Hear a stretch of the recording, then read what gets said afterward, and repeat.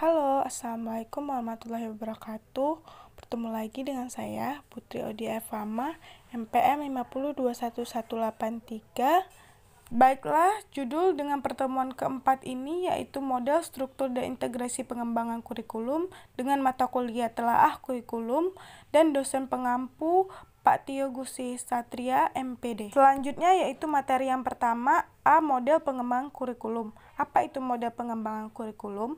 Model pengembangan kurikulum merupakan suatu alternatif prosedur dalam rangka mendesain atau designing, menerapkan implementation, dan mengevaluasi evaluation suatu kurikulum. Selanjutnya B. Macam-macam model pengembangan kurikulum yaitu 1. Model Tiller. Model Tiller adalah model yang paling dikenal bagi pengembang kurikulum dengan perhatian khusus yang fase perencanaannya dalam bukunya Basic Principles of Curriculum and Instruction. The Taylor-Ratioland, suatu proses pemilihan tujuan pendidikan dikenal luas dan dipraktekkan dalam lingkungan kurikulum.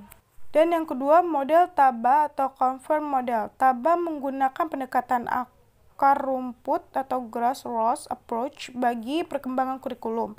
TABA percaya kurikulum harus dirancang oleh guru dan bukan diberikan oleh pihak berwenang. Menurut TABA, guru harus memulai proses dengan menciptakan suatu unit belajar mengajar khusus bagi murid mereka di sekolah dan bukan terlibat dalam rencana suatu kurikulum umum.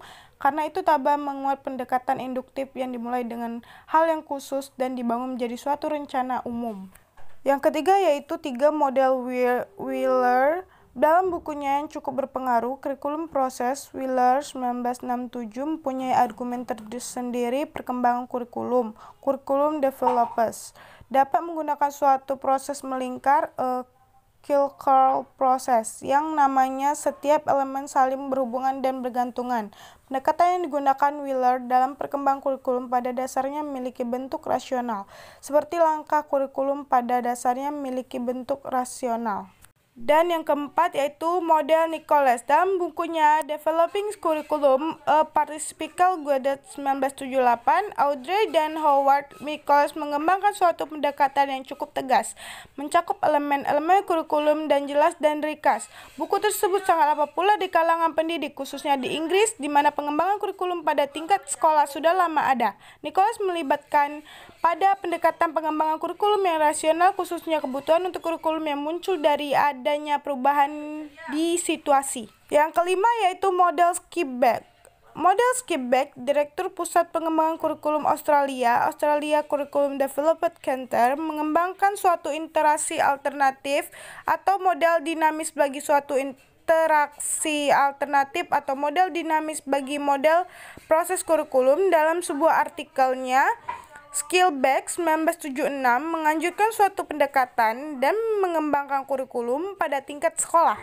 C. Struktur kurikulum SD atau MI terdiri atas mata pelajaran umum kelompok A dan mata pelajaran umum kelompok B. Mata pelajaran umum kelompok A merupakan program kurikuler yang bertujuan untuk mengembangkan kompetisi sikap, kompetisi pengetahuan, dan kompetisi keterampilan peserta didik sebagai dasar penguatan kemampuan. Itulah tadi materi pertemuan keempat yang berjudul model struktur dan integrasi kurikulum. Apabila ada salah kata, saya mohon maaf. Pada Allah saya mohon ampun. Saya akhiri. Wabillahi taufiq wal hidayah. Wassalamualaikum warahmatullahi wabarakatuh.